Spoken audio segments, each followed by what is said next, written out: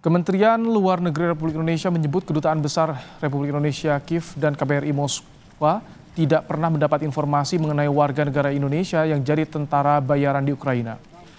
Berdasarkan data lapor diri, jumlah WNI yang berada di Ukraina saat ini 55 orang, termasuk keluarga besar KBRI Kiev, sebagian bekerja di organisasi internasional dan menikah dengan orang Ukraina.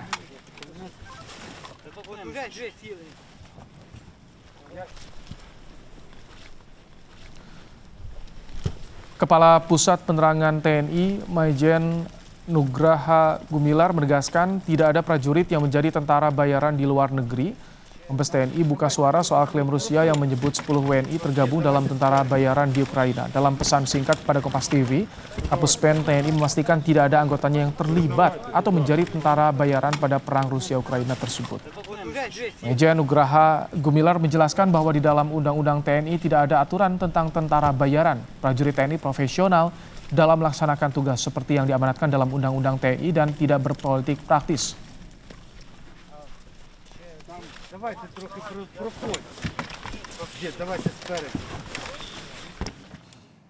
Ini dia yang disampaikan oleh Kapus Pen TNI, Maijen Nugraha Gumilar. Prajurit TNI tidak ada yang menjadi tentara bayaran di negara manapun.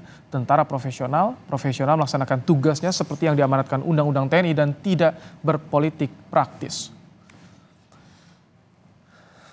Kita langsung kupas klaim Rusia terhadap Indonesia terkait dengan dugaan 10 WNI menjadi tentara bayaran Ukraina bersama dengan Bobi Adityo Rizaldi, anggota Komisi 1 DPR dari fraksi Partai Golkar. Selamat petang Pak Bobi. Selamat petang Mas Ibrahim. Baik, Pak Bobi, jadi gimana tanggapan Anda dari Komisi 1 ketika ada Kementerian Pertahanan Rusia yang mengklaim ada 10 WNI ikut dalam tentara bayaran Ukraina? Ya, pertama tentu kita perlu mekanisme cek and recheck dan konfirmasi. Karena kita lihat juga dan informasinya bahwa yang sudah dirilis dan masuk di account-nya Russian Embassy juga sekarang sudah di take down. Jadi paling utama mereka juga harus menyampaikan informasi berikut buktinya.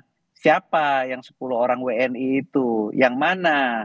Dapat infonya dari siapa? Karena setelah dicek dari Kemenlu juga dan juga dari TNI, tidak ada satupun yang terdaftar sebagai WNI yang menjadi tentara di sana. Jadi sebenarnya lebih kepada mekanisme check and recheck sehingga hubungan bilateral antara Indonesia dan Rusia dan juga Indonesia dan Ukraina itu juga tidak terganggu. Untuk terkhusus pada kedutaan Rusia juga informasi tersebut harus didukung oleh bukti-buktinya.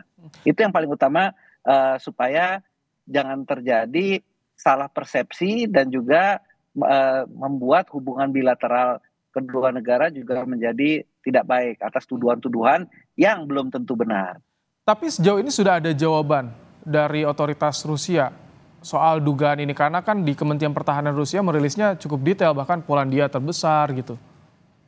Iya, tapi itu kan hanya angka, seperti misalkan Polandia 3.000 mati 1.400, di Perancis 390 mati 150. Ya kalau dia sudah memiliki informasi tersebut, ya kita dari Kemenlu kan juga pasti perlu informasinya, dan mereka kalau tidak menuduh ya mereka sampaikan ini loh ada warga kalian yang masuk di sini, tinggal kita nanti kan akan cek. Tetapi kita lihat sekarang juga di account-nya Russian Embassy itu kan juga sudah di take down dan tidak ada lagi sanggahan-sanggahan dari pertanyaan-pertanyaan yang sudah diajukan oleh instansi kita, termasuk dari Kemenlu. Apakah dengan men-take down informasi dari Rusia Embassy itu cukup menyelesaikan persoalan ini, atau perlu juga ada klarifikasi dari pihak Rusia agar hubungan ini tetap terjaga, tidak ada saling curiga, Pak Bobi? Ya, saya rasa itu yang terbaik ya. Jadi Kemenlu dan juga apalagi TNI tadi sudah disampaikan tidak pernah ada dari pihak kita pun dari dasar manifest yang ada di Ukraina itu tidak pernah ada yang menjadi tentara. Sehingga klarifikasi ini menurut saya menjadi penting agar jangan menjadi fitnah. Itu yang paling utama. Dan saya rasa itu yang sudah dilakukan oleh pihak Kemenlu. Nah, bicara soal Kemenlu, sikapnya kita akan tampilkan kembali pertanyaan atau keterangan tertulis dari Kementerian Luar Negeri Indonesia, saudara. Kami memiliki informasinya, ini dia, karena KBRI Moskwa dan juga di Kiev, ini dia. Hingga saat ini KBRI Kiev dan KBRI Moskow tidak pernah menerima informasi mengenai aktivitas WNI sebagai tentara bayaran. Perwakilan RI tengah melakukan penelusuran dan meminta informasi resmi mengenai hal ini. Sampai turun tangan ada penelusuran, Pak Bobi, dari Kemenlu. Jadi artinya ini perlu ada sesegera mungkin klarifikasi dari Rusia atau proaktif dari pemerintah sana, atau seperti apa menurut Anda? Ini sudah betul yang dilakukan Kemenlu adalah pertama menginventarisir dulu siapa saja, kalaupun ada ya. Karena kalaupun memang benar ada, berarti kan kita mengetahui ada WNI yang memiliki skill kombatan. Nah, kalau ada skill kombatan bisa keluar dari Indonesia, ya kita mesti cek dulu. Jangan sampai nanti dia masuk ke Indonesia menjadi teroris malah. Nah, ini yang kita perlu klarifikasi sehingga setelah informasinya jelas, baru pemerintah memiliki tahapan-tahapan untuk penindaklanjutinya. Kalau sekarang kan hanya ya seperti cenderung menjadi fitnah, karena kan kita tidak memiliki manifest ataupun data-data mengenai adanya WNI kita yang ke sana memiliki skill kombatan, apalagi menjadi tentara bayaran. Oke. Itu yang paling utama. Jadi udah betul itu klarifikasi yang dilakukan oleh Kementerian Luar Negeri. Cek dulu informasinya, karena kalau betul ada berapa banyak dan itu memiliki skill kombatan yang menurut kami sangat berbahaya. Ini dengan adanya informasi yang seperti ini, masih Sumir nih, Komisi 1 melihat ini akan menimbulkan spekulasi yang memperkeruh suasana di Rusia Ukraina atau bagaimana? Impact-nya kepada Indonesia seperti apa nanti? Ya, pertama tentu kan dari kita harus memahami juga, paling utama adalah secara prinsip memang kita tidak menyetujui segala bentuk penjajahan.